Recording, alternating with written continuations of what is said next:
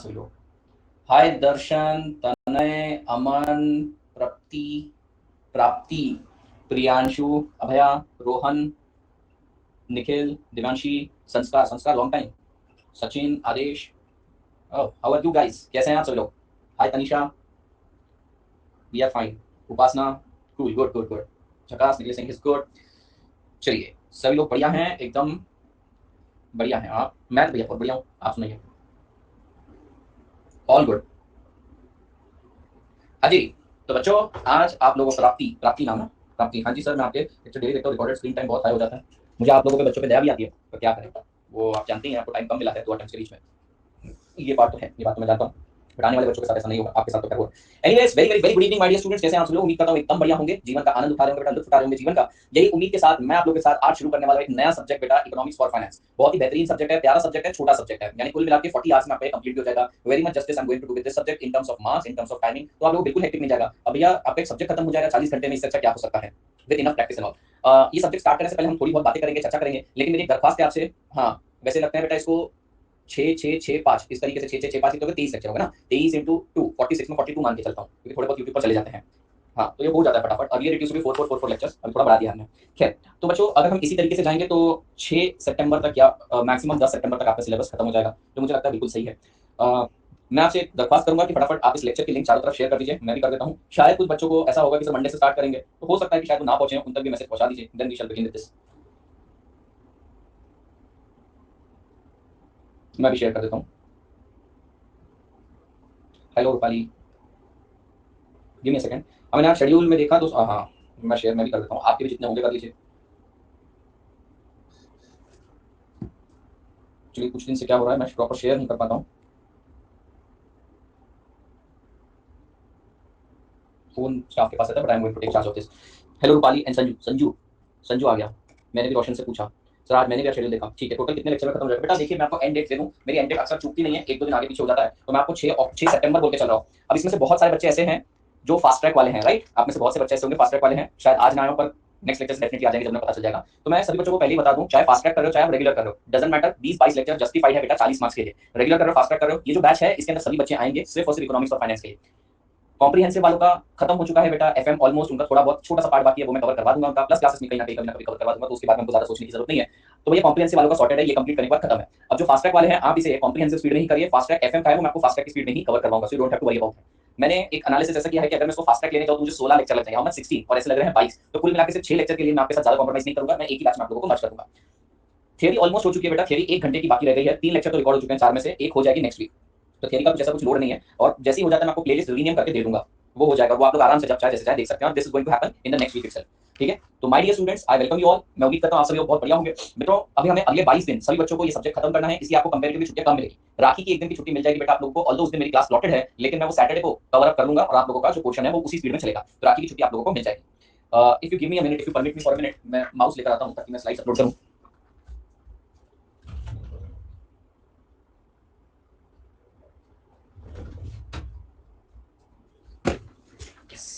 बच्चों पहले सब्जेक्ट के बारे में समझ लेते हैं, कहाँ से पढ़ाओगे, क्या पढ़ाओगे, कितना पढ़ाओगे। बेटा सबसे पहले तो आपको एक कॉम्प्रिहेंसिव बुक मिलेगी इसकी, जिसके अंदर सारी चीजें कलर फॉर्मेट में दे रखी है, अच्छे से पिक्टोरियल डिस्क्रिप्शन के साथ, पॉइंटर फॉर्मेट में। What I have realised is कि मैं इतने सालों से ईएफए पढ़ा रहा हूं, इसके अंदर जो क्वेश्चंस आते हैं वो छोटे छोटे क्वेश्चंस आते हैं, 2 मार्क्स के, 3 मार्क्स के, चर्चा करेंगे उसके बारे में। तो उसके भी समस्या का मैंने निवारण ला रखा है। अगर आप बच्चों से पूछेंगे ना, तो ये सब्जेक्ट बेटा, मैं ऐसे खुद की तारीफ नहीं कर रहा हूं, किसी की बुराई नहीं कर रहा हूं, इंडिया में बहुत कम टीचर हैं जो सब्जेक्ट के साथ जस्टिस कर पाते हैं, and fortunately I am one of दोस्त। काफी जाना जाता है मुझे इस सब्जेक्ट के लिए भी। तो मैं आप लोगों को किस तरीके से पढ़ाऊंगा, एक बार पहले वो समझ लेते हैं, देन वी विल स्टार्ट। मुझे स्लाइड अपलोड करनी है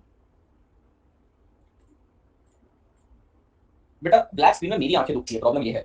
खैर, स्क्रीन ब्लैक हो या व्हाइट हो उससे कोई फर्क नहीं पड़ेगा, जो कंटेंट है वो तो मैं स्लाइड्स अपलोड करूंगा, स्लाइड्स तो व्हाइट पेपर की रहेगी। रुक जाइए, मैं अपलोड कर रहा हूँ।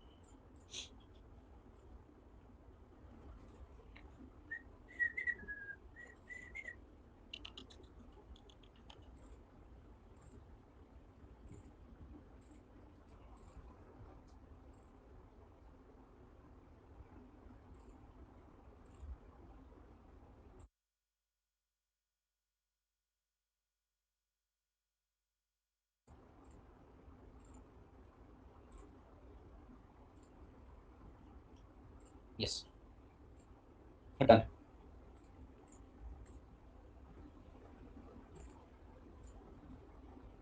अपलोड हो रही है बेटा, डाउनलोड हो गया, अपलोड हो गया।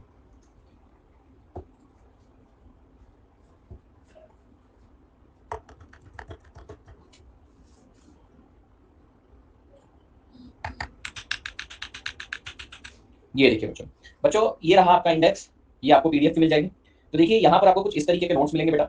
ये नोट्स में ना सब कुछ पॉइंटर फॉर्मेट्स में, बुलेट फॉर्मेट में मैंने कवर करके रखा हुआ है। यहाँ पर आपको क्वेश्चंस रहेंगे और उसका अप्रोप्रिएट जो भी एक्सप्लेनेशन है वो तो खैर सारी चीजें मैं पढ़ाऊंगा ही, साथ ही साथ क्वेश्चन ऑलरेडी हाईलाइट है। भैया इस बार एफएम का फास्ट ट्रैक लाइव हो गया, हाँ जैसे ये कंप्लीट होगा फिर एफएम का फास्ट ट्रैक उसको रिप्लेस कर देगा। आप इसमें कर लीजिए, लगभग 6 से 7 पेज इसमें अमेंडमेंट है, वो मैं अलग से देने वाला हूँ, क्योंकि ये वाली बुक अमेंड नहीं करी है मैंने भारत लॉ वाली बुक अमेंड करी है। तो यहाँ पर आपको 6-7 पेज में दे दूंगा, यानी हर चैप्टर के अंदर एक आध पेज एक्स्ट्रा। ठीक है बेटा, ये देखिए यहाँ पर आपको इस तरीके से पूरा का पूरा सब्जेक्ट समझाया जाएगा, पूरा का पूरा सब्जेक्ट में समझाऊंगा। इसके बाद अब देखिए बेटा यहाँ पर पहला पॉइंट क्या है, जैसे पहला पॉइंट है कि what is the need of national income या व्हाट इज नेशनल इनकम, तो इसी के ऊपर इसके करस्पॉन्डिंग क्वेश्चंस भी बने, वो भी मैं आपको दिखाता हूँ। हम कैसे पढ़ने वाले मैं आपको पहले वो सिखा दूं, उसके बाद आगे का देखेंगे। अब देखिए सेम चीज चाहे तो आप क्यूएनए फॉर्मेट में भी पढ़ सकते हैं। अच्छा, what is the need of national income, define national income, तो जितना कुछ मैंने थ्योरी में वहां पे दे रखा है एक सीक्वेंस में, एक रिदम में, फ्लो में, वही चीज क्यूएनए फॉर्मेट में यहाँ पर दे रखी है और मोस्टली आईसीआई के सारे क्वेश्चन इसके अंदर कवर्ड है। ठीक है, अब आपको करना कैसे बेटा, मैं आप लोगों को पढ़ाऊंगा। ठीक है, आज मैंने आपको जितना पार्ट पढ़ाया है बेटा, आप लोग ना फिर उसके चार्ट्स देखेंगे, चार्ट्स भी दिखा देता हूं मैं आपको। 250 पेज का पीडीएफ होगा और 250 पेज पढ़ना है नहीं, कुल मिला के है तो 120 पेज ही, लेकिन फिर उतने ही क्यूएनए दे दिए, राइट। और फिर भैया आपको 20 पेज के चार्ट दे दिए। अब ये रहे बेटा आप लोगों के चार्ट, ये जो चार्ट है पूरे सिलेबस का अगर आप देखोगे तो मैंने सिर्फ 22 पेजेस में चार्ट को कन्वर्ट कर दिया।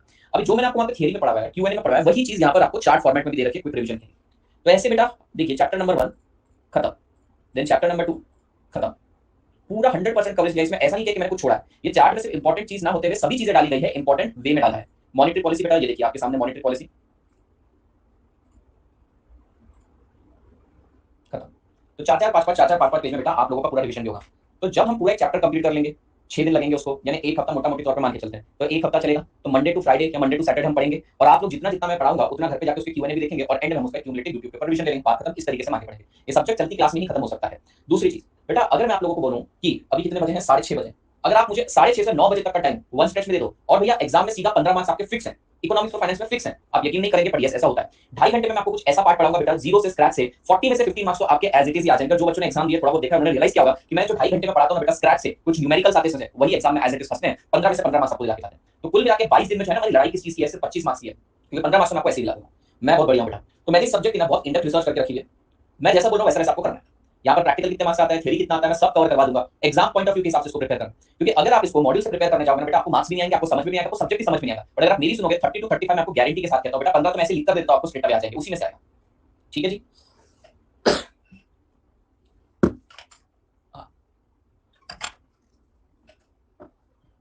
ठीक है बच्चों, आपको रिस्पॉन्सिव रहना पड़ेगा। ओके बेटा, अब एक अगला सवाल, सर क्या यहाँ पर आप लिखवाओगे क्या? एक्चुअली नॉट, मैं लिखवाता नहीं हूँ, क्योंकि मैं ये चीज में बिलीव करता हूँ जितना टाइम लिखवाने में वेस्ट कर रहा हूँ उससे बेटर आप पढ़ लो। और भैया कहीं ना कहीं कॉपी जैसे भी करना है, अगर आप शॉर्ट में लिखना चाहते हो लिख लो, नहीं लिखना तो मैंने चार्ट दे रखे हैं। मैं इस चीज में बिलीव करता हूँ कि आप कॉन्सेप्ट समझ लो, आपको प्रैक्टिस वगैरह करनी है तो उसके लिए टेस्ट सीरीज है जो आपको देनी ही चाहिए। मैं यहाँ पर आपको लिखवाऊंगा, उससे आपकी राइटिंग प्रैक्टिस में कोई इजाफा नहीं होने वाला है, बराबर है। तो बस ये चीज के साथ आप लोग आगे बढ़िए मेरे साथ, मैं आपको अश्योर गारंटी देता हूँ। लेकिन जो बच्चा बीच में से क्लास इरेगुलरली अटेंड करता है ना, मैं उसका कुछ भी नहीं कर सकता। इरेगुलरली मतलब आप रिकॉर्डेड भी नहीं देख रहे हो, आप लाइव नहीं देख रहे हो, इन बच्चों का मैं कुछ नहीं कर सकता। बाकी मैं जिम्मेदारी लेने के लिए रेडी हूं सब्जेक्ट में बेटा। जिन बच्चों ने मेरे साथ स्टार्ट से लेकर एंड तक क्लास अटेंड करी है, एफएमई को सब कुछ मिला के मैं आपको लिख कर देता हूं, 70 से नीचे मार्क्स तो आएंगे, आप कितने भी खराब क्यों ना हो इस सब्जेक्ट में, डेली आएंगे। हाँ ठीक है, आप तो आते ही, मुझे पता है। तो जो नए बच्चे हैं उनसे भी मैं यही उम्मीद करता हूँ, बहुत सारे नए बच्चे भी होंगे, बहुत सारे पुराने वाले भी हमारे। ठीक है, बस डेली आओ और कुछ नहीं चाहिए मुझे। ओके, अब भैया देखिए, आपको नोट कुछ नहीं करना है, मैं आपको एक बार वेटेज बता देता हूँ, समझा देता हूँ कैसा है बेटा। हमारे पास सिलेबस में है 4 चैप्टर बेटा। पहला चैप्टर है नेशनल इनकम, दूसरा है मॉनिटरी पॉलिसी, तीसरा है fiscal policy that is public finance, और चौथा है इंटरनेशनल ट्रेड। बेटा आप अगर नेशनल इनकम और मॉनिटरी पॉलिसी करके चले गए, देखिए मैं स्ट्रेटेजिकली बता रहा हूं आपको, ये 2 चैप्टर के अंदर से ही आप ऐसा समझ लीजिए 15 मार्क्स के मोटा मोटी तौर पे, थोड़ा सा इंटरनेशनल ट्रेड में भी पार्ट है, पर 15 मार्क्स का प्रैक्टिकल इनमें से बैठ जाता है। और भैया 10 मार्क्स का इसमें से थ्योरी आएगा। और ये 2 जो बचे हुए चैप्टर है ये 25 मार्क्स हैं। तो इस तरीके से पेपर आता है आप लोगों को 50 मार्क्स का, जिसमें से आपको 40 मार्क्स का ही अटेम्प्ट करना है। तो ये पहले 2 चैप्टर पे भी अगर आपने फोकस कर लिया ना बेटा, ठीक है, तो आप लोगों का एक अच्छा चंक कवर हो जाता है। स्ट्रेटेजिकली चलेंगे, डेली आऊंगा भैया मैं भी, बिल्कुल डेली आऊंगा। तो हम सबसे ज्यादा और पहले फोकस करेंगे नेशनल इनकम और मॉनिटरी पॉलिसी के ऊपर, क्योंकि इसके अंदर प्रैक्टिकल भी आता है। 15 मार्क्स चलती क्लास में कब हमारे कवर हो जाएंगे हमको पता भी नहीं चलेगा, और 10 मार्क्स का तो भैया जितना लिटरेचर पढ़ो आ ही जाएगा। तो 25 मार्क्स स्कोर करने का ये सबसे आसान तरीका है। फिर बचे हुए 2 चैप्टर के अंदर मार्क्स पढ़ो ना। व्हाट इज द स्ट्रेटजी और what should be the strategy for this subject? बेटा मेरा जितना ऑब्जर्वेशन है ना, यहाँ पर 2 और 3 मार्क्स के क्वेश्चन आते हैं, 2 marks 3 marks 2 marks 3 marks 2 marks 3 marks. अब ये अच्छी बात है या बुरी बात है, मैं तो बोलूंगा इससे अच्छी कोई बात हो ही नहीं सकती। क्योंकि अगर मान लो 5 मार्क्स का क्वेश्चन आपको नहीं आता तो पूरे के पूरे 5 मार्क्स का है, ठीक है, पढ़ना तो उतना ही पड़ता है सिलेबस में। लेकिन अगर 5 मार्क्स के कोई क्वेश्चन आ गया, वो नहीं आया आपको एग्जाम में, गए पूरे 5 मार्क्स। यहाँ पर अगर आपको कोई क्वेश्चन नहीं आया तो आपके मैक्सिमम जो डैमेज है 2 या 3 मार्क्स का डैमेज होता है। अब भैया अगर आप ईआईएसएम या ऑडिट के अंदर 5 मार्क्स का क्वेश्चन लिखते हैं तो आपको सब कुछ सही होने के बाद कितने मार्क्स मिलते हैं? 3.5, 4 या 3। ठीक है, स्टैंडर्ड ऐसी मार्क्स कर देते हैं इंस्टीट्यूट। अब हमारे इस सब्जेक्ट में देखिए बेटा, अगर आप लोगों ने गलत लिखा भी या मान लीजिए सही लिखा और इंस्टीट्यूट को इतना पसंद नहीं आया बेटा, 3 में से 2 तो देगा, समझ रहे आप मेरी बात, और 2 में से 1 तो देगा ही देगा। तो तो इतने सारे क्वेश्चन रहेंगे कि आप 10 एक क्वेश्चन में मार्क्स बटोरते जाओगे ना तो भी आपके 15 मार्क्स बटोर लिए जाएंगे। 10 क्वेश्चन में भी आप ऑन एन एवरेज 1.5 मार्क्स बटोर रहे हो ना, ये बिल्कुल टेस्ट मैच की तरह बेटा। 15 मार्क्स यहीं से सिक्योर कर लोगे, 15 मार्क्स आपके आराम से प्रैक्टिकल में से आ जाएंगे। 30 मार्क्स बैठे हैं आपके आगे, स्ट्रेटेजिकली कोई नहीं चलता। इस पूरे सब्जेक्ट को 17 यूनिट्स में डिवाइड करा गया है। पहले 3 चैप्टर में 4 4 4 और चौथे चैप्टर में 5 यूनिट है। ये जो 4 4 4 यूनिट है ना, ये बड़े आसान है, सरल से हैं, आराम से स्टैंडर्ड टाइम में कंप्लीट हो जाते हैं। और इस 5 में से ना 3 यूनिट बड़े आसानी से कंप्लीट हो जाते हैं और 2 यूनिट हैं ऐसे बेटा जो समय खाते हैं, हम वो भी कवर करेंगे। तो भैया 17 में से ना 16 यूनिट आपके हाथ के हैं, 17 में से 15 यूनिट्स आपके हाथ के हैं बेटा। और 15 यूनिट भाई आपने अच्छे से पढ़ लिया ना, बड़े आसानी से हो जाते हैं। मैं आपको हर तरीके से बता रहा हूँ कि सिलेबस को किस अलग अलग तरीके से मैंने एनालाइज करके रखा है। अब आप ये 15 यूनिट भी पढ़ेंगे, अगर आपसे एक यूनिट छूट भी गया तो मैक्सिमम डैमेज 2 से 3 मार्क्स है। अक्सर हमको लगता है ना कि हम सर कुछ छोड़ के जाएं तो उसका कितना लॉस होगा, तो मैंने एनालाइज किया बेटा इसका। अगर आप कोई भी पार्ट छोड़ के जाते हो, कोई भी यूनिट छोड़ के जाते हो, तो आपका मैक्सिमम जो डैमेज है वो 2 या 3 मार्क्स का होता है। आप 3 मान लेते हैं। तो मान लीजिए आप कोई 2 बड़े लेंथी यूनिट छोड़ के चले जाते हो तो 6 मार्क्स का क्वेश्चन ऐसा हो सकता है एग्जाम में आपको नहीं आ रहा है, बट स्टिल 50 मार्क्स का पेपर आपको 40 अटेम्प्ट करना है। मतलब आप कितने भी कॉम्बिनेशन लगा लो, आप कितने भी कॉम्बिनेशन लगा लो बेटा, इस सब्जेक्ट में फेल होना मुश्किल है अगर आप मेरी स्ट्रेटजी से चलोगे। समझ गए आप? ठीक है, लेकिन व्हाट इज द वे? सबसे पहले हम क्लास में पढ़ेंगे। I will teach you, I will teach you. आप घर पे जाके बेटा इसका चार्ट पढ़ेंगे और क्वेश्चन एंड आंसर्स देखेंगे। आपको लग रहा होगा सर बहुत टाइम लग जाएगा ये सब करने में, नहीं, मैं चलती क्लास में आपको पढ़ाऊंगा इस तरीके से कि आपको सब याद हो जाएगा। चार्ट देखेंगे आप, वो 5 से 7 मिनट में हो जाएगा और क्यूएनए बेटा 10 से 15 मिनट में हो जाएगा। यानी मैं सिर्फ आपसे आधे घंटे के एक्स्ट्रा मेहनत चाहता हूं, ये सब्जेक्ट आपका एग्रीगेट मेकर बन जाएगा, लिख कर ले। एफएम में तो मैं आपको बता ही चुका हूं, सबसे टफ से टफ यूनिट सारे के सारे इजीली आपने क्रैक कर लिए हैं, ये क्या ही आपके लिए। शुरू करें बेटा? तो कोई डाउट है आपके मन में तो मुझे बताइए। आज का लेक्चर हमारा वैसे 1.5 घंटे का ही है, तो मैं ज्यादा इधर उधर की बातें नहीं करूंगा। कल से 2 घंटे का, मतलब नेक्स्ट लेक्चर से 2 घंटे का। No sir, all clear. बाकी बच्चे थोड़े से रिस्पॉन्सिव रहिए बेटा।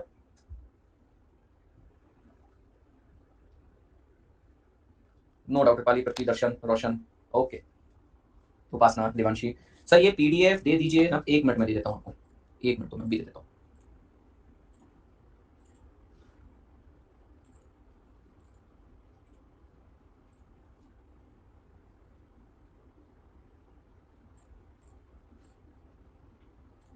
ये लीजिए।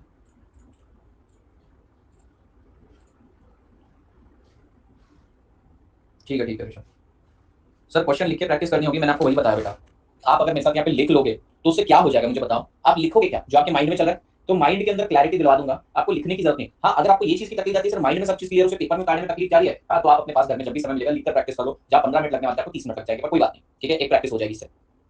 दूसरी चीज, मैं बिलीव करता हूँ, प्रैक्टिकल सब्जेक्ट का टीचर हूँ, मोस्टली प्रैक्टिकल सब्जेक्ट से पढ़ाता हूँ, तो बेटा मैं इस चीज में बिलीव करता हूँ कि आप माइंड में कॉन्सेप्चुअल क्लैरिटी रखो और उसको री इंचांट करो, बार बार बोलते जाओ, आपको समझ में आ जाएगा। लिखने की जरूरत नहीं, आप बोलते जाओगे तो आपको समझ जाएगा ग्रामेटिकली अटक रहे हो, इस चीज में अटक रहे हो। समय कम है इसलिए मैं आपको बता रहा हूँ कि टेस्ट सीरीज तो देना जरूरी है, अनअवॉइडेबल है, इनएविटेबल पार्ट है, वो तो होगा ही होगा, आपको देना ही। तो वहां पर आप लोग करिए प्रैक्टिस। अभी समय कम है, मैं आपको यही बोल रहा हूँ बार बार, समय कम है, नहीं तो हमारा अप्रोच बदल जाता। ये मैं 30 लेक्चर में लेकर चला गया था अगर समय हमारे पास भरपूर होता तो।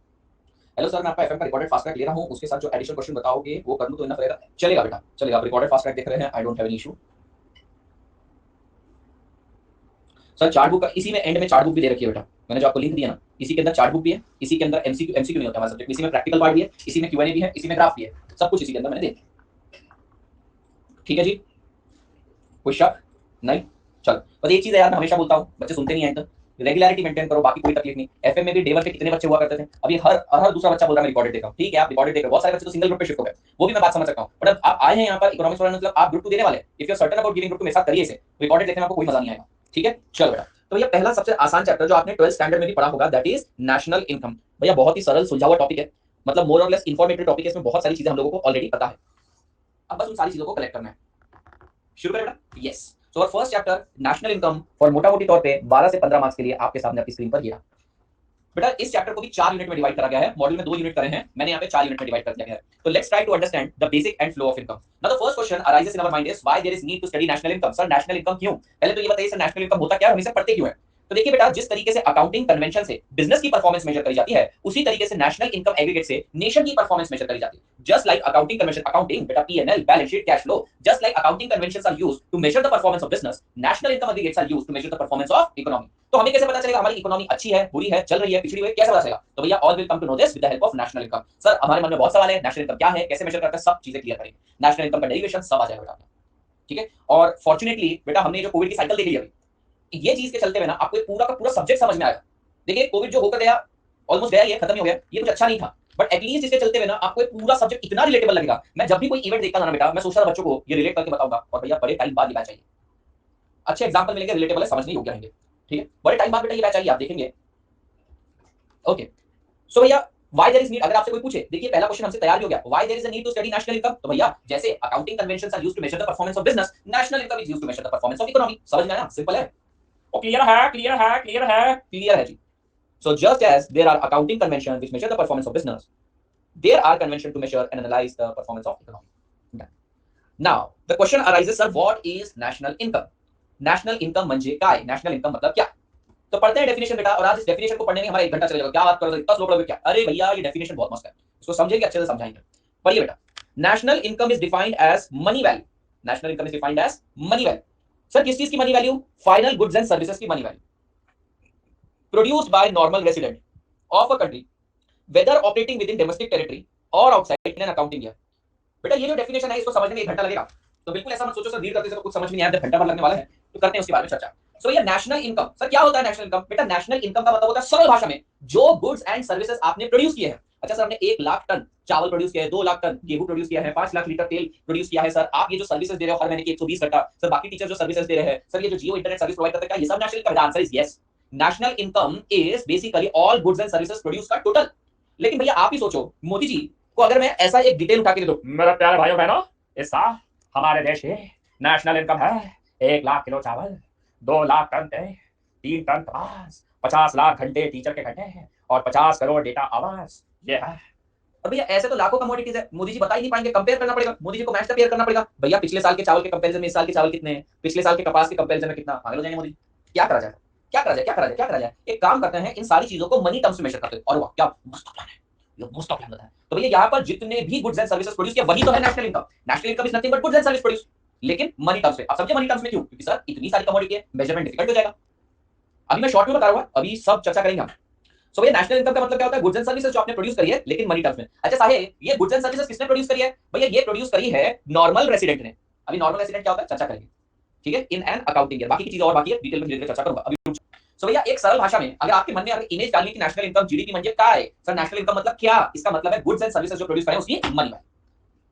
समझ नहीं समझ रहे? तो बेटा अगर मेरे देश में goods and services he produce नहीं हो रहे हैं तो क्या मेरी नेशनल इनकम बढ़ेगी? आइडियली नहीं बढ़नी चाहिए, बढ़ भी सकती है, नहीं भी बढ़नी चाहिए, पर नहीं बढ़नी चाहिए। समझ में आया? ठीक है, चलिए बेटा डेफिनेशन को वापस से देखते हैं। नेशनल इनकम का मतलब क्या? National income is defined as money value. मैं सर रिपीट करते जाना, national income is defined as money value. अब चलिए डिटेल में चर्चा करते हैं सर मनी वैल्यू ही क्यों, why it is expressed in money value. बहुत सिंपल रीजन है, there are thousand and lakhs of commodity, large number of goods and services in our country.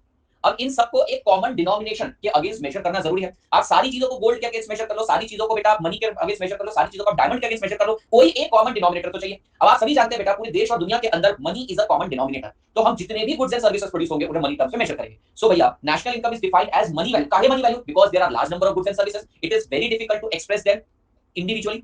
So money being a common denominator, all the commodities are expressed in terms of money. That's why national income is expressed in terms of money. क्या आप ये चीज लिख पाएंगे exam में? So national income is defined as money value. Sir, money value क्यों? Expressed in money value. In economy, there are large number of diverse goods and services. Thus, it becomes necessary to measure their value against some common denominator. Money being the measuring rod, national income is defined in monetary terms. Simple है, large number of goods and services हैं, अब इन्हें money के terms में major करना पड़ेगा क्योंकि money common denominator है, खत्म। तो डेफिनेशन में कहां तक पहुंचे? National income is defined as money value. और मनी वैल्यू इसका रीजन समझ में आ गया आपको? Comfortable with speed or should I slow it down? Sir, I'm taking your virtual lecture of FM, just very awesome. Really understand each and every concept. Thank you so much, Darsha. I feel so good. इतने दिन से मैंने तारीफें नहीं सुनी, मेरा phone ही मेरे पास नहीं था। बच्चे करते रहते हैं, पहले मैं वही 1 महीने पहले तक इतनी तारीफ आती थी, कहा देना रियलाइज कि मैंने मेरे स्टाफ को फोन दे दिया, गलती करी, अब मैं मेरा से वापस ले रहा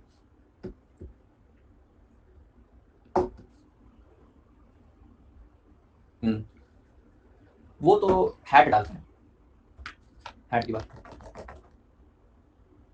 हाँ नहीं मैं वापस ले रहा हूँ, मैंने 1 महीने तक सोचा था कि students will be happy, in fact वो नाराज हैं, बच्चे नाराज हैं, वो बोलते हैं सर रिकॉर्डेड वालों को तो कोई रिप्लाई नहीं मिल रहा है। Understand, thank you so much. Oh my God the love is the Jesus. Okay चलो, मतलब परिचित बच्चे हैं मेरे। So national income is defined as money value of what? Money value किसकी? फाइनल गुड्स एंड सर्विसेज की। पूरे बाबा सर गुड्स एंड सर्विसेज तो समझा, और ये final value of goods and services काय को? सर ज़ारा ना की मिमिक्री, अरे बाप रे, ज़ारा ना होती तो मिमिक्री करता, ज़ारा ना है ही नहीं क्लास में। 6 आदमी हो, बाप रे, है क्या? अरे मैं हूँ सर। जिमिन कैसा है तेरा?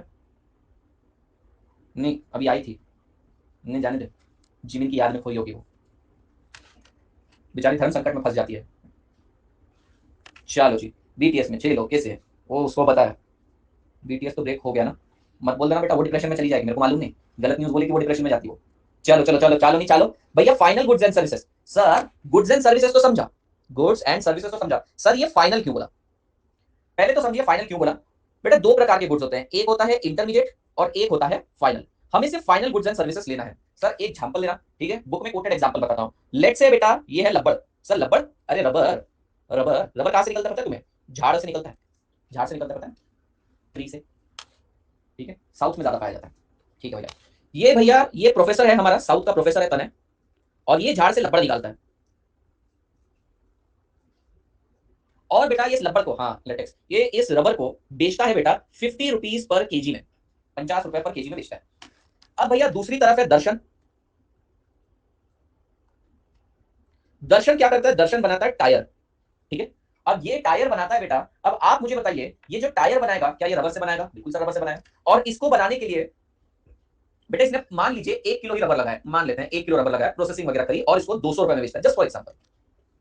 बेटा क्या मैं ऐसे कह सकता हूं ये जो 200 रुपए में इसने टायर बेचा, क्या इसके अंदर रबर की वैल्यू जुड़ी हुई है? बिल्कुल यस।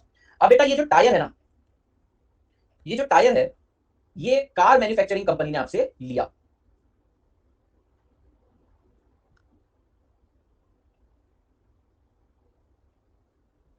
ये कार मैन्युफैक्चरिंग कंपनी ने आपसे टायर लिया और बेटा इसने कार बेची मान लो 1 लाख रुपए, जस्ट फॉर एग्जांपल 1 लाख रुपए की। बेटा क्या इस 1 लाख रुपए में टायर की कॉस्ट जोड़ी होगी? यस। बेटा अगर मैं सारे के सारे गुड्स को फाइनल गुड्स मानने लग गया तो बेटा इकोनॉमी में ऐसे दिखेगा 50 रुपए का रबर बना, 200 रुपए का टायर और 1 लाख रुपए की कार। बेटा यहां पर एक समस्या आ गई। क्या समस्या आ गई? बेटा इस कार की वैल्यू में टायर की वैल्यू जुड़ी थी और टायर की वैल्यू में रबर की वैल्यू जुड़ी थी, तो कुल मिलाकर बेटा रबर की वैल्यू 3 बार काउंट हो गई और टायर की वैल्यू 2 बार काउंट हो गई। यहां पर डबल ट्रिपल काउंटिंग होना चालू हो गई। समझ रहे हैं आप मेरी बात? Thank you. तो बेटा यहाँ पे क्योंकि डबल और ट्रिपल काउंटिंग होना चालू है, इसको अवॉइड कैसे करें? एक काम करते हैं, मैं सिर्फ कार की ही वैल्यू को कंसीडर करता हूं, ऑटोमेटिकली इसके अंदर टायर की वैल्यू भी आ जाएगी, कवर हो जाएगी, और टायर के अंदर तो रबर की वैल्यू भी कवर है, तो मुझे सिर्फ और सिर्फ कार की वैल्यू लेनी पड़ेगी, मुझे फाइनल गुड्स एंड सर्विसेज की वैल्यू लेनी पड़ेगी। सर इंटरमीडिएट गुड्स क्या होते हैं? बेटा ये है इंटरमीडिएट गुड्स जो फाइनल गुड्स के बनने में मदद करते हैं। तो नेशनल इनकम के अंदर हम only final value of goods and services क्यों लेते हैं? क्योंकि हमें double counting cascading effect avoid करना है। BTS band member break down while announcing indefinite break. Break मतलब वो छुट्टी पर गए होंगे ना बेटा, बैंड थोड़ी टूटा है, पढ़ा नहीं मैंने अंदर का। मैं क्लासेस दारा ने आना इसलिए बंद कर दिया क्लासेस में। उस रात अपन 2 बजे तक थी, अरे बाप 2 बजे तक थी। हाँ वो आपको प्रियांशु में मेथड्स में सिखा दूंगा, उसको बोलते हैं वैल्यू एडेड मेथड, ठीक है प्रियांशु? वो मेथड है, हमें 3 मेथड है, value added method, expenditure method, income method. वो स्त्री है, वो कुछ भी कर सकती है। अच्छा चलो बढ़िया है। चलिए बेटा, तो नेशनल इनकम क्या है? देखिए national income is defined as money value of final goods and services. Sir final goods and services क्यों? क्योंकि हमें इंटरमीडिएट गुड्स एंड सर्विसेज को नहीं लेना है। Why we should not take intermediate goods and services? Because if we take intermediate goods and services there will be double counting and national income will be highly overstated. In order to avoid this double and triple counting, double counting बोलते हैं, triple मत बोलना। In order to avoid this double counting we should take only value of final goods and services. Value of final goods and services are included in computation of national income of intermediate product, are not included in calculation of national income. Intermediate नहीं लेते हैं। In order to calculate national income, all goods and services must be counted one. Since most of the product undergo different stages of production, if included again, it will result into double counting, and national income will be highly overstated. Now, what is intermediate good? Intermediate goods are those goods and services which are used by producer as input in further stage of production. अब अगर ये question exam में आता है 2 marks के लिए, तो आपको इतना तो लिखना ही लिखना है, लेकिन साथ ही साथ एक एग्जांपल कोट कर देना, यानी कि उसको मजबूर कर दो कि तुम्हें मार्क्स है। एग्जामिनर को मजबूर करना है बेटा, 2 में से 1.5 किसी भी हालत में खींच के दे दो, 3 में से 2.5 दे। एग्जांपल कोट करने के बाद वो बेचारा फूट पड़ेगा, वहां पे टूट पड़ेगा, रोएगा वो। उसकी बीवी सोचेगी क्या हो गया, कहीं इसको किसी ने प्रेम पत्र तो नहीं लिख दिया है कि पुरानी यादों में खो गया है। पर ऐसा नहीं है। होता क्या है, अधिकतर बच्चे ये सब्जेक्ट पढ़ते नहीं है, बिल्कुल ही नहीं पढ़ते हैं। तो आप अगर 20-30 पेपर देखोगे उसमें से कोई एक बच्चा लिखता है थोड़ा बहुत, और 100 पेपर में से कोई 2-3 बच्चे तो अच्छा लिखते हैं, बस वही है, उसको कुछ अच्छा मिल जाता है तो मार्क्स देने में मजबूर हो जाता है। हाँ फिर रात में बीवी की मार की वजह से रोएगा एग्जामिनर, फिर तुम्हारा पेपर खराब नहीं होगा ना, उसने तुम्हें तो ज्यादा मार्क्स दे दिए, अब किसी और का खराब होगा। हाँ पूरा ड्राइंग कर देना बेटा। ये फाइनल गुड्स ले लेंगे, इसके अंदर टायर का भी पैसा जुड़ा है और टायर के अंदर रबर का भी जुड़ा है, तो इसको और इसको लेने की जरूरत नहीं, सिर्फ कार को ले लो। सभी फाइनल गुड्स बेटा, सभी फाइनल गुड्स। सर ये फाइनल गुड्स कैसे पता चलता है, समझ नहीं आ रहा। सोचो ना सर, इकोनॉमी में इतने सारे गुड्स, हमको कैसे पता चलेगा फाइनल गुड्स कौन सा है? पता चल जाता है बेटा, हमें बस रिटेल सेल्स पता करना है, हमको सिर्फ रिटेल सेल्स पता करना है, क्योंकि रिटेल सेल ही ऐसी है जो फाइनल कंज्यूमर के पास जाती है। अगर आप होलसेल देखेंगे या फिर आप देखेंगे कि आप एक इनपुट प्रोड्यूसर हो, अब तो गवर्नमेंट के पास सब डेटा है ना बेटा, आप कौन सी स्कीम के अंदर रजिस्टर्ड हो, आपका नेचर ऑफ बिजनेस क्या है, आप इनपुट प्रोवाइड करते हैं, आप स्पेयर पार्ट बिजनेस में हो तो ऑफ कोर्स आपका गुड इंटरमीडिएट है। अच्छा कार फाइनल बना के बेचते तो ऑफ कोर्स आपका प्रोडक्ट फाइनल गुड्स है, तो बस उसी को कंप्यूटेशन में लेते हैं, सोल्ड टू कस्टमर। लेकिन इसमें भी समस्या है, ऐसा नहीं कि लूपहोल है, सॉरी ऐसा नहीं कि इसमें लूपहोल नहीं, इसमें भी लूप है। सर कैसे लूपहोल है? देखिए लूपहोल बताता हूं बेटा। मान लो एक डेयरी वाला है, अब डेयरी वाला है ना, डेयरी वाला अगर तुमको मिल्क बेच रहा है तो फाइनल प्रोडक्ट है, पर मान लो वो डेयरी वाले से कोई मिठाई वाला दूध लेकर जाता है, तो मिठाई वाला क्या करेगा, उससे मिठाई बनाएगा और मिठाई फाइनल प्रोडक्ट करना है। तो तुम कभी भी दूध लेने जाते हो तो तुमसे पूछता है क्या, हाँ भैया ये आपका फाइनल प्रोडक्ट है क्या, हाँ भैया ये आपका इंटरमीडिएट प्रोडक्ट है क्या, पूछता है कि नहीं? तो अभी भी समस्याएं हैं, मसले हैं बहुत सारे। खैर ये तो थियोरेटिकल पार्ट है ना बेटा। चलिए सो भैया final value of goods and services, value of sorry final value of goods and services are include. Sir क्या है, डबल पॉइंटिंग को अवॉइड करेंगे। बात समझ में? तो नेशनल इनकम की डेफिनेशन क्या? National income is defined as money value. Sir money value क्यों? Common denominator, money value of final goods and services. यहां तक की डेफिनेशन याद हुई? National income is defined as money value of final goods and services produced by, sir produced by कौन? Normal resident. अब sir मेरे मन में सवाल आता है कि अच्छा थोड़ा सा पॉइंट बाकी है बेटा। फाइनल प्रोडक्ट दो प्रकार के होते हैं, एक होता है कंज्यूमर गुड और एक होता है प्रोड्यूसर गुड। फॉर एग्जांपल बेटा ये जो फोन है ना मेरे हाथ में, ये कंज्यूमर गुड है, ये फाइनल कंजम्पशन के लिए इस्तेमाल करता हूं मैं। और ये जो गुड है ना बेटा, ये प्रोड्यूसर गुड है, इसकी मदद से मैं फर्दर गुड्स एंड सर्विसेज करता हूं। फॉर एग्जांपल मेरे पास एक पर्सनल कंप्यूटर है बेटा, मेरा पीसी है, वो मेरा कंज्यूमर गुड है, वो फाइनल कंजम्पशन के लिए है। लेकिन ये जो लैपटॉप है जिसके ऊपर मैं आपको पढ़ाता हूं, जिसके ऊपर मैं आपको लिखवाता हूं बेटा, ये मेरा intermediate, sorry this is my producer good. ये प्रोड्यूसर गुड है बेटा, ये इंटरमीडिएट गुड नहीं, फाइनल प्रोडक्ट है और इसकी मदद से further goods and services provide करो। सर तो फाइनल गुड्स को ऐसे समझ सकते हैं ना, गुड्स एंड सर्विसेज में कोई वैल्यू, जिसके बाद कोई वैल्यू एडिशन ना हो, बिल्कुल। तो देखो बोल रहे हैं फाइनल गुड्स भी दो प्रकार के होते हैं। पहला कौन सा है? Consumer good. कंज्यूमर गुड वो गुड होते हैं जो फाइनल कंजम्पशन के लिए होते हैं। इसमें भी बेटा ड्यूरेबल नॉन ड्यूरेबल होते हैं। आपने फाउंडेशन में बेसिकली ये चीजें पढ़ी है। ड्यूरेबल वो होते हैं जो मोर देन वंस यूज होते हैं, नॉन ड्यूरेबल वो होते हैं जो पेरिशेबल एक ही बार यूज होते हैं। और बेटा एक होता है प्रोड्यूसर गुड। प्रोड्यूसर गुड वो होते हैं जिसकी मदद से further goods and services provide होते हैं। फॉर एग्जांपल मैं प्रोड्यूसर हूं और मैंने प्लांट एंड मशीनरी बाय करी। ये प्लांट एंड मशीनरी कोई इंटरमीडिएट गुड नहीं है, ये प्लांट एंड मशीनरी जो खरीदी है ये फाइनल गुड है। लेकिन कौन सा final good? Consumer final good नहीं, प्रोड्यूसर फाइनल गुड। इसकी मदद से मैं further goods and services produce करूंगा। तो देखिए एक बार पूरा का पूरा ये पेज जो हमने पढ़ा है ना, इसको समराइज करते हैं। चलिए एक बार समराइज करते हैं, देखते हैं आपको सब समझ में आ गया। Why there is a need to study national income? भैया just like accounting conventions are used to study the performance of business, just like accounting conventions are used to measure performance of business, national income is used to measure the performance of economy. Now national income is defined as money value of final goods and services. बाकी का भी आपको देखने की जरूरत नहीं, बाकी की डेफिनेशन बना है। So national income is defined as money value. Why money value? Because large number of diverse goods and services are there. It is difficult to measure them against one common denominator. Money is a common denominator. Money is the measuring rod. So national income is measured in terms of money. अच्छा sir, why value of final goods and services? Because to avoid double counting. So if we take intermediate goods and services also, it will result in double counting. Now there are two type of goods. Intermediate goods are those goods which are used in further production, ठीक है, which forms part of further production, जो next production process के अंदर part बन जाते हैं। While final goods are those goods which are available for final consumption. अब इसमें भी दो प्रकार होते हैं, एक होता है प्रोड्यूसर, एक होता है कंज्यूमर। कंज्यूमर होता है वो अल्टीमेट कंजम्पशन के लिए होता है, और प्रोड्यूसर गुड्स की मदद से फर्दर गुड्स एंड सर्विसेज। तो सर आपका पीसी एनआई में इंक्लूडेड होगा, वो तो इंक्लूडेड होगा ही होगा, वो फाइनल ही है। मेरे पास दो पीसी हैं, एक वो जो है वो मेरे पर्सनल यूज के लिए वो भी फाइनल है, ये जो लैपटॉप है ये भी फाइनल है, बट वो कंज्यूमर है, मैं उसकी मदद से कोई फर्दर गुड्स एंड सर्विसेज नहीं दे रहा हूं, ठीक है, इसकी मदद से मैं further goods and services provide कर रहा हूं, तो ये प्रोड्यूसर है।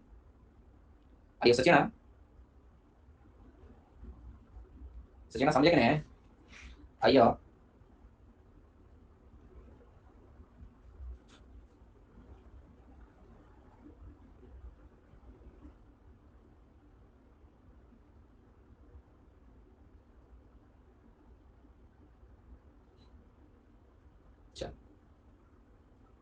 पीसी नहीं होगा ना? क्यों क्यों पीसी नहीं होगा भैया? फाइनल गुड्स है ना, इंटरमीडिएट थोड़ी है, सब फाइनल गुड्स है ना बेटा, ये नेक्स्ट प्रोडक्शन प्रोसेस में थोड़ी जा रहे हैं। अरे ये इनपुट थोड़ी है, कोई रॉ मटेरियल थोड़ी, फाइनल गुड्स है ना। तो मैं पढ़ा रहा हूं ये जो गुड्स है, क्या ये कोई फर्दर प्रोसेस में जाने वाले हैं? द आंसर इज नो, तो ये तो फाइनल गुड्स हो गए। हाँ, इसकी मदद से मैं further goods and services provide कर रहा हूं, तो ये प्रोड्यूसर फाइनल गुड्स बन गया। देखिए कंसर्न क्या है कि ये लैपटॉप की वैल्यू इंक्लूड करनी है नहीं करनी नेशनल इनकम। अच्छा क्या ये लैपटॉप किसी चीज का पार्ट बन रहा है क्या?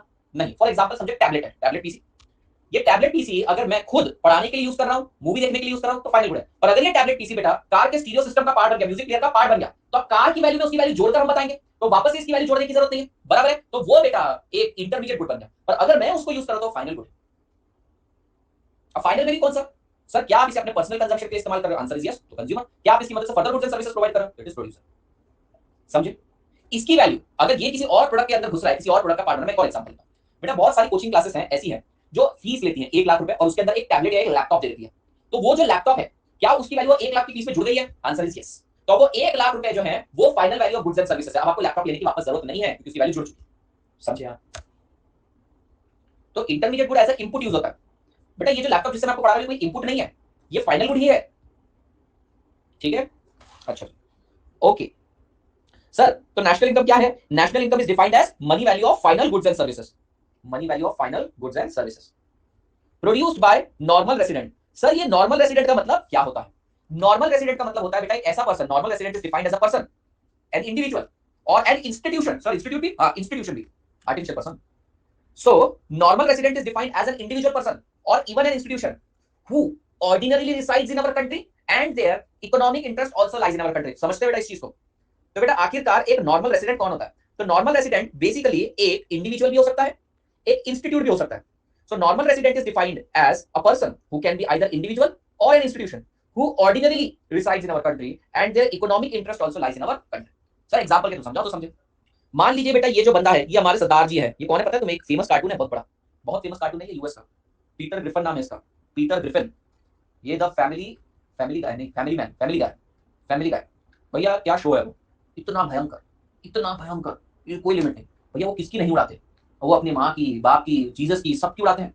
हॉरर में भाई तुम मर जाओगे देख कर हंसते हंसते, इतना, अरे बाप रे बाप रे बाप रे, वो उसके अंदर, अरे बाप रे बाप रे बाप रे। मैं बोल रहा था तुमको ये ऐसा शो मैंने आज तक नहीं, चल कैसे रहा है इस शो में। हर एपिसोड में एक ऐसी चीज होती है जिससे दंगे हो सकते हैं हमारे तो देश में एटलीस्ट। मैं तो खैर इसके छोटे छोटे क्लिप्स देखता हूँ, बहुत खतरनाक। खैर चलिए बेटा, इनका नाम है सरदार परमजीत सिंह। बेटा ये परमजीत सिंह है, हमें चेक करना है कि क्या ये Paramjit Singh national sorry normal resident है या नहीं। चलिए चेक करते हैं। परमजीत जी आओ जी, तो आपका बिजनेस क्या है? वो साडा नट बोल्ट का बिजनेस है लुधियाने विच, कभी आइए। तो भैया नट के बोल्ट का बिजनेस है इनका।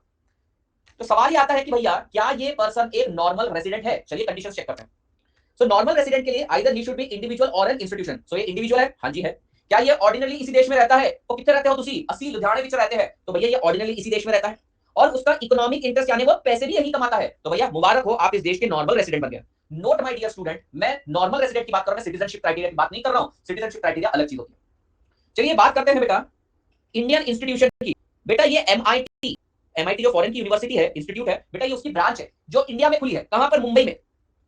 चलिए चेक करते हैं कि क्या ये जो एक फॉरेन यूनिवर्सिटी की ब्रांच है, क्या ये हमारे देश की नॉर्मल रेसिडेंट है? भैया normal resident can either be individual और एन इंस्टीट्यूशन। ये इंडिविजुअल तो नहीं है पर इंस्टीट्यूशन है। क्या ये ऑर्डिनरी इसी देश में होती है? Answer is yes. भैया ऐसा नहीं है कि इंस्टीट्यूशन छुट्टी मनाने के लिए चली जाती है यूएस में, नहीं भैया, तो ऑर्डिनरी भी रिसाइड करती है और इसका इकोनॉमिक इंटरेस्ट भी यहीं पे लाई करता है, मतलब पैसे भी यहीं कमाते हैं, खर्चा भी यहीं करती है। तो मुबारक हो, आप भी नॉर्मल रेसिडेंट कहलाएंगे। ठीक है, तीसरा पर्सन बेटा, इसका नाम है मिस्टर चांगली। चांगली, मिस्टर चांगली। मिस्टर चांगली, आप चाय पीते पीते हमको बताइए कि क्या आप इस देश के नॉर्मल रेसिडेंट है? वे हमको नहीं पता, ये पक्ष बताएंगी। बच्चों तुम लोग बताओ बेटा, क्या ये इंडिविजुअल या फिर इंस्टीट्यूशन है? ये इंडिविजुअल तो है, ठीक है।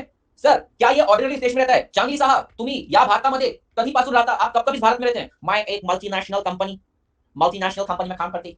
मैं साल के 365 डेज में से 200 डेज यहीं पर रहती। मुझे इंडियंस पे भरोसा नहीं, इसलिए मेरे को यहीं का चीफ एग्जीक्यूटिव ऑफिसर बना तो मैं यहीं रहती। ओ मुबारका जी मुबारका, आप ऑर्डिनरी इस देश में ही रहते हो और क्या आप पैसे भी यहीं से कमाते? हम पैसे भी यहीं से कमाती और खर्च भी यहीं से करती है। मुबारक हो, आप भी नॉर्मल रेसिडेंट बन गए। शाबाश जी शाबाश। केपीएमजी का आर्टिकल बोल रहे हैं, तो चेहरे से बड़ी तो उसकी नाक है। नेक्स्ट बेटा, ये दो टूरिस्ट आए हैं बेटा कंबोडिया से, नहीं युगांडा से आए हैं। चलिए पता करते हैं कि क्या ये नॉर्मल रेसिडेंट है। भैया आप इंडिविजुअल या इंस्टीट्यूशन? हम इंडिविजुअल है। क्या आप ऑर्डिनरली इस देश में रहते हो? बिल्कुल नहीं, हम यहाँ नहीं रहते, हमें भारत की गरीबी देखनी है। अच्छा देखो बेटा, पान का थूका हुआ गुटखा भी लोगों को आट लगता है हमारा। कानपुर में जाओ, क्या तुम्हारा इकोनॉमिक इंटरेस्ट यहाँ पर लाई करता है? क्या तुम यहाँ पर पैसे कमाने आए हो? नहीं भैया, हम तो बस हमारी बीवी को दिखाने आए हैं कि गरीब कंट्री में जाके अमीर पैसे फील करते हैं। ठीक है भैया, इसका मतलब यह है कि आप नॉर्मल रेसिडेंट नहीं हो। तो नॉर्मल रेसिडेंट कौन है? नॉर्मल रेसिडेंट एक ऐसा पर्सन है या फिर इंस्टीट्यूशन है जो ऑर्डिनरी उस देश में रिसाइड करता है और उसका इकोनॉमिक इंटरेस्ट भी वही पे लाता है। खर्चा तो नहीं बेटा, खर्चा सिर्फ खर्चा काउंट नहीं करेंगे। इंस्टीट्यूट का मतलब बेटा यहाँ पर बताने की कोशिश कर रहे हैं कि लिविंग एंड नॉन लिविंग दोनों काउंट होगा। जो इकोनॉमिक एक्टिविटी से देखिए आप सेपरेट लीगल एंटिटी है, अब कानूनी तौर पे बेटा सेपरेट लीगल एंटिटी वही बात कर रहे हैं यहाँ पे। लिविंग भी हो सकता है, नॉन लिविंग को भी अधिकार है। बीवी को दिखाने आया है, बीवी को दिखाने नहीं आया है, बीवी देखने आई है कि भैया गरीब देश में जाके अमीर कैसे फील किया जाता है। अरे कुछ नहीं रहते थे वहां के फकीर होते हैं ये, ठीक है, वहां के ऐसे भिखमंगे रहते हैं ये, ठीक है, ये इनकी करेंसी यहाँ पे स्ट्रॉन्ग है ना, इसलिए आप इतना हंसते हैं ये। कुछ नहीं है इनके अंदर, 6-6 महीने के यहाँ वहां यही है, वहां पे कमा लेते हैं बेटा, वहां पे कोई घास नहीं डालता, कुत्ता नहीं घूमता इनके साथ। यहाँ पर आकर अमीरी दिखाते हैं बेटा, धारा भी दिखाते हैं हम लोगों को, रियल इंडिया। नहीं, ये बात अच्छी लगी कि प्रांशु ने पूछी बेटा, कोई डेफिनेशन नहीं होती है, ऑर्डिनरी वर्ड बोलकर छोड़ दिया। मैं हमेशा बोलता हूं इकोनॉमिक्स ब्लैक और व्हाइट नहीं, इकोनॉमिक्स ग्रे है। इकोनॉमिक्स ब्लैक और व्हाइट नहीं होता, इकोनॉमिक्स ग्रे है। इन्होंने आपको बोला था ऑर्डिनरी। अब हमारे देश में 180 182 डेज की कंडीशन लगा देते हैं, किसी देश में कुछ होगी, किसी देश में कुछ होगी, तो हम तुमको सिर्फ एक ढांचा देंगे, हम तुमको एक मतलब ऐसा समझ लो work in progress type provision देते हैं। इकोनॉमिक्स आप लोगों को अधूरी बातें बताता है, सिर्फ फ्रेमवर्क बताता है, फिर उसको मॉडिफाई आप करते हैं।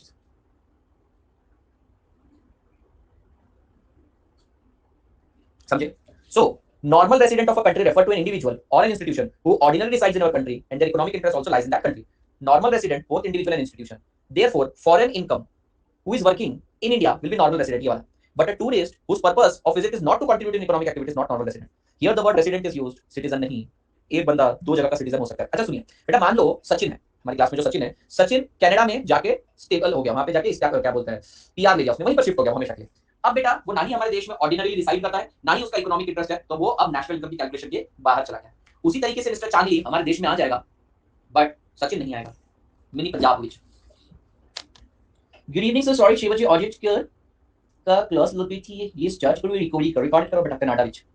तो भैया नेशनल इनकम की डेफिनेशन कहां तक पहुंची sir? National income is defined as money value of final goods and services produced by normal resident. ठीक है, तो भैया हमने देखो क्या क्या पॉइंट्स हैं। Money value of final goods and services produced by normal resident. ठीक है, operating with in domestic territory और आउटसाइड। अब नेक्स्ट पॉइंट बेटा,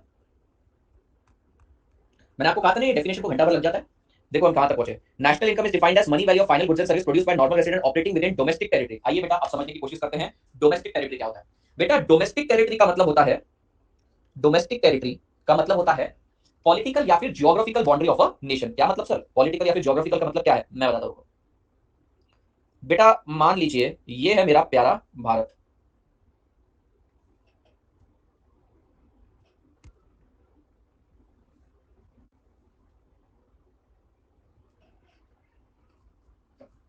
सर आज क्लास 9 PM तक है ना? नहीं 9 PM तक। ये है मेरा प्यारा भारत। बेटा तो क्या ये जो लैंड मास है ये भारत की जियोग्राफिकल टेरिटरी है? जियोग्राफिकल। बेटा साथ ही साथ आप जानते हैं 200 नॉटिकल माइल्स, ठीक है, पानी के अंदर भी हमारी सरहद रहती है। तो बेटा अगर यहां पर भी कोई अगर आता है बेटा 200 नॉटिकल माइल्स के अंदर भी आता है तो वो भी भारत की, उसके बाद हाई सी एरिया लग जाता है। तो बेटा ये रही मेरी जियोग्राफिकल बाउंड्री, चाहे वो लैंड मास पे हो चाहे वो वाटर के अंदर हो। ठीक है, तो डोमेस्टिक टेरिटरी का मतलब क्या होता है? डोमेस्टिक टेरिटरी का मतलब होता है बेटा जियोग्राफिकल बाउंड्री। साथ ही साथ बेटा एक और वर्ड इन्होंने ऐड किया, domestic territory refer to the political और जियोग्राफिकल बाउंड्री। अब ये पॉलिटिकल का मतलब क्या है? पॉलिटिकल का मतलब समझिए बेटा, एक एग्जांपल के थ्रू समझते हैं। बेटा आपने वो मूवी देखी ना बजरंगी भाईजान? बजरंगी भाईजान के अंदर मुन्नी रहती है बोलने वाली बेटा, जो पूरी मूवी में कुछ बोलती नहीं, एंड में चिल्लाती है पटियाला, कौवे को भी खराश हो गई ऐसा लगता है। तो बेटा वो उसको लेकर किधर जाता है? बेटा वो उसको लेकर पहले पाकिस्तान नहीं जाता, पाकिस्तान एम्बेसी जाता है। पाकिस्तान एम्बेसी जाता है। तो बेटा ये जो पाकिस्तान की एम्बेसी है ना, ये ऑल्दो इंडिया के लैंड मास पे है पर ये इंडिया का हिस्सा नहीं है, ये पॉलिटिकली पाकिस्तान है। ठीक है, उसी तरीके से बेटा अगर यहाँ पर यूएस एम्बेसी है ना, वो इंडिया का पार्ट नहीं है, वो यूएस का पार्ट है। सिमिलरली बेटा यूनाइटेड स्टेट्स ऑफ अमेरिका के अंदर जो इंडियन एम्बेसी है वो यूनाइटेड स्टेट ऑफ अमेरिका का पार्ट नहीं है, वो इंडिया का पार्ट है। उसी प्रकार से बेटा समझो यूनाइटेड नेशंस का यहाँ पर ऑफिस है, वर्ल्ड हेल्थ ऑर्गेनाइजेशन का ऑफिस है। तो ऑल्दो हमारी पॉलिटिकल बाउंड्री में, ज्योग्राफिकल बाउंड्री में है, पर कानूनी तौर पे हमारा उस पर हक नहीं है। तो बेटा ये जो इलाके हैं ये हमारी डोमेस्टिक टेरिटरी के बाहर। तो ध्यान से सुनना, डोमेस्टिक टेरिटरी का मतलब होता है पॉलिटिकल और geographical boundary of a nation which excludes embassy of another countries in our countries and also institution like United Nations and World Health Organization etc. It includes embassy of our country in another country. इसके अलावा बेटा ध्यान से सुनिएगा, मिटना भाई। बेटा उसी प्रकार से एक जहाज है, एक प्लेन आ रहा है बेटा यूनाइटेड स्टेट्स ऑफ अमेरिका से, यूनाइटेड स्टेट्स ऑफ अमेरिका से ये प्लेन आ रहा है हमारे देश में।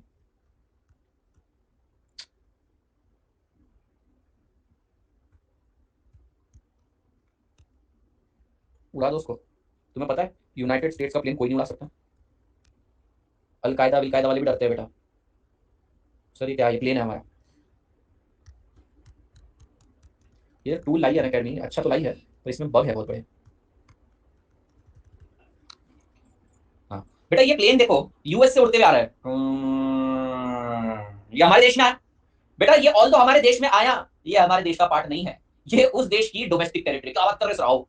तो भैया एयरक्राफ्ट शिप एंड वेसल अगर घूम रहे हैं, भ्रमण कर रहे हैं, तो ये भी डोमेस्टिक टेरिटरी है उस देश की। उसी प्रकार से बेटा ये मेरा जहाज देख रहे हो मेरे देश का, चल छैया छैया छैया छैया चल छैया छैया छैया छैया, ये यहां तक पहुंच गया बेटा, ये मेरे देश की डोमेस्टिक टेरिटरी। समझ रहे हो आप? तो ध्यान से सुनना, डोमेस्टिक टेरिटरी क्या होता है साहब? डोमेस्टिक टेरिटरी का मतलब होता है पॉलिटिकल या फिर geographical boundary of a nation which includes embassy of our country in another country, includes aircraft ship and vessels of our country, excludes aircraft ship vessels and embassy of other country in our country, and also institutions of like United Nations। Mood बन रहा है आपका, तो plane खराब बना बस उसका दुख है। खैर बेटा समझ में आ गया क्या आपको? So domestic territory refers to the political or geographical boundary. It however does not include international institutions like United Nations, World Health Organization, World Trade Organization and foreign embassy located in our geography, but includes embassy of our country located in outside geography. Indian ship, aircraft, vessel performing operation outside are included in our domestic territory. समझे नहीं समझे?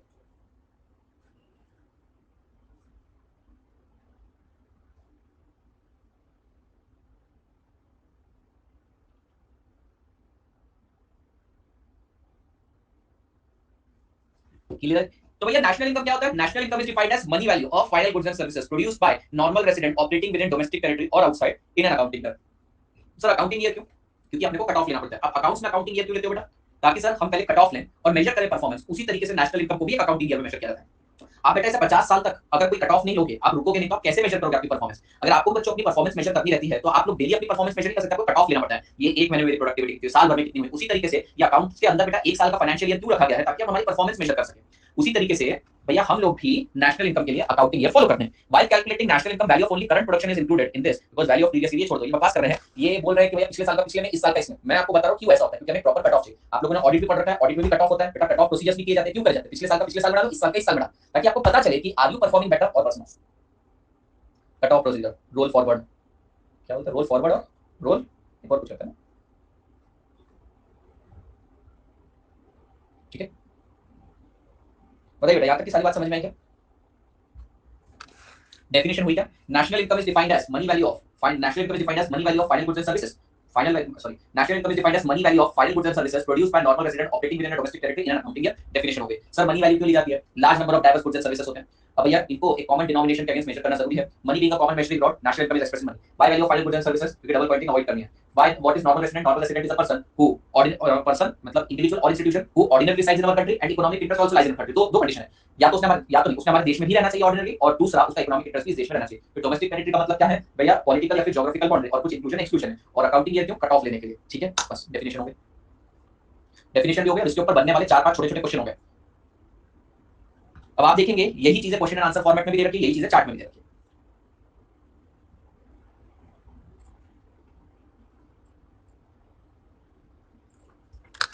देखिए, need of national income, just like accounting conventions are used to measure the performance of business, national income measure performance of economy. What is national income? National income is defined as money value of final goods and services produced by normal resident operating within a domestic territory in an accounting year। भैया money value क्यों? Money common measuring rod है, common denominator है। Final goods and services क्यों? Double counting avoid करेंगे। Intermediate goods क्या होते हैं? Consumer, final consumer goods, final producer goods क्या होते हैं? नॉर्मल रेजिडेंट का मतलब होता है कि वो बंदा जो सिटीजन नहीं है, जिसका इकोनॉमिक इंटरेस्ट लाई करता है कंट्री में, और डोमेस्टिक टेरिटरी पॉलिटिकल और ज्योग्राफिकल बाउंड्री। मैंने आपको जितना बताया शॉर्ट में ही, ठीक है? और इसके ऊपर क्वेश्चन एंड आंसर्स भी हैं। अब देखिए मैंने हर तरीके से कवर किया है सब्जेक्ट को, दिखा रहा हूं question answer. Why there is need of national income? Define national income. Why national income includes only final value of goods and services? What are the two categories of final good? What do you mean by intermediate goods? Distinguish between intermediate and final. What do you mean by domestic territory बेटा? Citizenship और resident अलग अलग criteria है। Citizenship पढ़ेंगे हम। What do you understand by term normal resident? देखिए देखिए, तो आपको Q&A भी कवर होते जा रहे हैं। और क्लियर है, क्लियर है, क्लियर है। फैंटास्टिक फ्राइडे नहीं, सुपर सैटरडे की इवनिंग में मैं आपका दोस्त प्रोफेसर JS पत्रा साहब। हाँ भाई है, चलिए हो गया, तो बढ़िया आगे, ठीक है जी। हाँ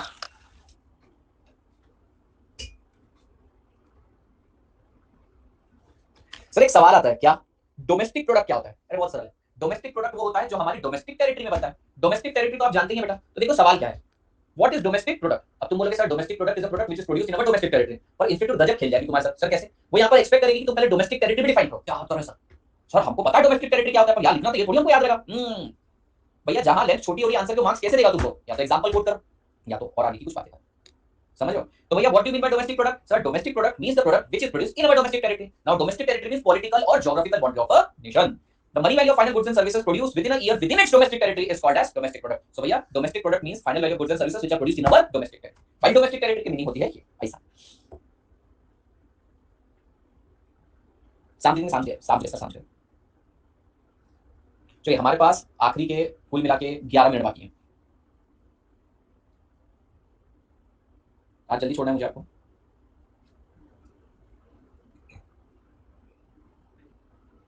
आज कुछ मीटिंग है हमारी अगेन। चल साहब, ये जो नेशनल इनकम है ना, हाँ सर नेशनल इनकम मतलब एक बार मेरे से डेफिनेशन बोलोगे? वो सीए फाउंडेशन की बैच लॉन्च करनी है तो यूट्यूब पर जाना है। सर आप बाद में प्रेजेंटेशन की क्लास भी देखो बेटा, जो क्वेश्चन एंड आंसर दे रखे हैं उसमें मैंने सब डाल के रखा है,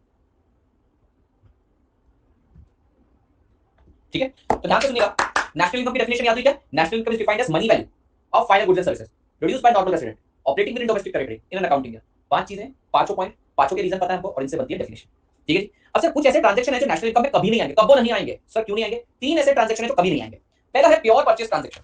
भैया नेशनल इनकम में इसको भूल के नहीं मत ले लेना। यूट्यूब पर ऐसे कैप्शन आते हैं ना, इनको गलती से भी छू लिया तो समझे मर गए। भूल कर भी ना करना ये गलती, ठीक है? ये आपका जीवन कर देगी समान। रात को करिए ये प्रोसीजर और देखिए सुबह होगी धन की वर्षा। करने वाला सबसे बड़ा भिपंगा निकलता है। ये प्रोसीजर डालने वाला ना यूट्यूब पर डालना सबसे बड़ा भिपंगा वही निकलता है, ठीक है? How to increase the view of YouTube videos, सबसे कम व्यू उसी पे रहते हैं। तो होता है ना, जैसे कि आप जानते हैं मैं आप लोगों का दोस्त हूं, मैं मोटिवेटर हूं, मैं आप लोगों को बताने वाला हूं, अरे तेरे घर पे हालत देख तेरी गरीबी और उसमें भी आटा गीला, और तू लोगों को ज्ञान दे रहा है। 25 लोग को ये, हाँ तो सुनिए वही तो, how to get 4 million views बराबर, और उसको आ रहे हैं बेटा 5,000 व्यू 2 साल में। भैया खुद पे ट्राई कर ले। तो भैया यहाँ पर कते ही भूल कर भी ये 3 ट्रांजेक्शन नेशनल इनकम में मत लेना। अगर मैं यूट्यूब पर वीडियो बनाता तो ऐसे करता, ये गलती मत कर देना नेशनल इनकम कैलकुलेट करते टाइम। तो ये 3 ट्रांजेक्शन है जो कभी नहीं लेना। पहला है प्योर परचेज ट्रांजेक्शन। सर ये प्योर परचेज ट्रांजेक्शन का मतलब क्या होता है? प्योर परचेज ट्रांजेक्शन का मतलब होता है buying and selling of second hand good and services. Sir क्यों, जरा देखिए।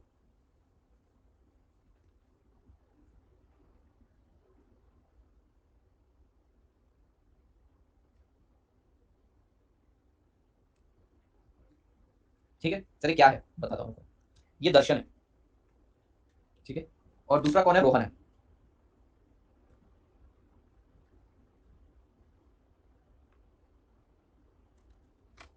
दर्शन के पास बेटा एक कार है, और दर्शन ने क्या किया? दर्शन ने कार, कौन था दूसरा? रोहन। दर्शन ने कार बेच दी बेटा रोहन।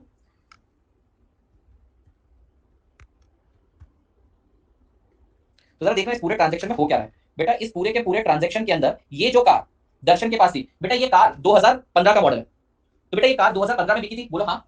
बोले कार 2015 में बिकी थी, हाँ। तो 2015 की नेशनल इनकम में आ गई थी, हाँ आ गई थी। बेटा अब क्या हो रहा है इस वर्ष? बेटा अब ना,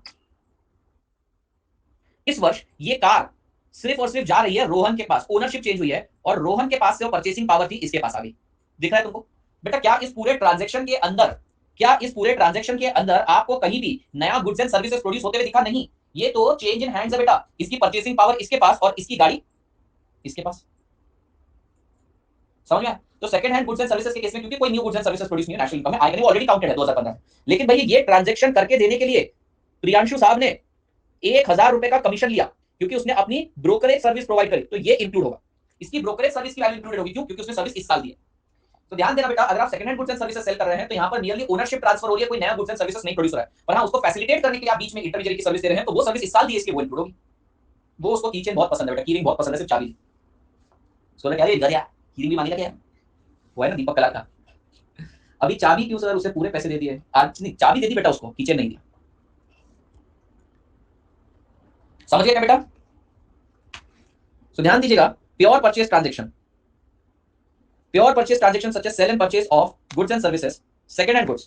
This is because nothing new is produced in current year. However, when goods are refurbished, हाँ तो refurbished के केस में बेटा, अगर मैं refurbish कर रहा हूँ तो इस साल कुछ ना कुछ गुड्स उसमें जोड़ रहा हूँ, कुछ ना कुछ सर्विसेज जोड़ रहा हूँ, तो refurbished वैल्यू से, पूरी वैल्यू नहीं बेटा, सिर्फ एडेड वैल्यू लेंगे। Then the added value must be taken. क्या ये पॉइंट समझ में आ गया? ठीक है, सेकंड और थर्ड वाला कल करेंगे, नेक्स्ट लेक्चर में करेंगे। क्वेश्चन नंबर 1 देखिए, suppose mister Nawaz sells his Rolls Royce to mister Dutt for 1 lakh and to arrange this sale transaction miss Alia charges 10,000 as commission. तो सवाल ये आता है बेटा आपके सामने, दत्त साहब को गाड़ी बेची नवाज साहब ने रोल्स रॉयस 1 लाख की, जिसमें आलिया भट्ट ने 10,000 का कमीशन चार्ज किया। तो सवाल ये आता है, will the value of car be included in national income? What will be the treatment of commission charge by चिची नहीं आलिया ऑन सेकंड हैंड? तो ये जो सेल ट्रांजैक्शन है ना, this is the transaction of second hand good and services, ये include नहीं करना। और बेटा चमचमाती कार शोरूम से लेकर आते तो ये सेल होता। देखिए बेटा, अगर शोरूम वाला कार सेल कर रहा है तो ये है नेशनल इनकम का पार्ट, लेकिन सेकंड हैंड वाले का नहीं आएगा। The sale of second-hand car by Mr. Nawaz does not reflect current year production. वो इस साल का प्रोडक्शन नहीं है sir. This is buying and selling of second-hand goods and services. इसकी वैल्यू ऑलरेडी प्रीवियस ईयर कोई ईयर में include हो चुकी है। This is not current year production, so this should not be taken. इसलिए तो बेटा हमने वहां पे वर्ड यूज किया है अकाउंटिंग ईयर, इस साल का ही लेना है। National income is defined as money value of final goods and services produced by normal second operating period domestic territory in an accounting year. तो भैया अगर कोई गुड्स एंड सर्विसेज इस अकाउंटिंग ईयर में बना नहीं है तो वो क्यों लेंगे? तो नवाज ने जो गाड़ी दत्त को भेजी है वो करंट ईयर का प्रोडक्शन नहीं है, वो नहीं आएगा। बट बेटा brokerage charge by Alia are service rendered by her in current year and shall be included. ठीक है, क्या ये बात समझ में आ गई? ओ क्लियर है, क्लियर है, क्लियर है, चलो क्लियर है। तो that's it for the day from my side. Thank you so much. मिलते हैं कल परसों। उम्मीद करता हूं समझ में आया होगा सारी चीजें। बढ़िया, अपन मिलेंगे परसों। ठीक है जी। सर अगर 5 लाख की कार 6 लाख में बेची तो नहीं ना बेटा, अब वो 5 लाख की कार तो 50 करोड़ में भी बेच। क्या कोई नया गुड्स एंड सर्विसेज बन रहा है? ये देख पैसे मत देख। देख नेशनल इनकम भी बोलता है जितने गुड्स एंड सर्विसेज प्रोड्यूस हुए उसकी वैल्यू। अगर goods and services he produce हुई है तो उसकी वैल्यू तो छोड़ना, क्यों ही लेना? Darshan, did you get my point? तो मान ले कोई एंटीक सामान इस साल बिक जाता है, तो क्या कोई नया गुड्स एंड सर्विसेज इस साल बनाए? नहीं, सिर्फ इसके पैसे उसके पास जा रहे, कोई गुड्स नहीं बनाए देश में। पर वो बेचने वाले का जो कमीशन रहेगा वो रहेगा बस। समझ में आया? मेरे को 2 3 आती है। ठीक है चलो बाय, पत्र से बुला रहे हैं।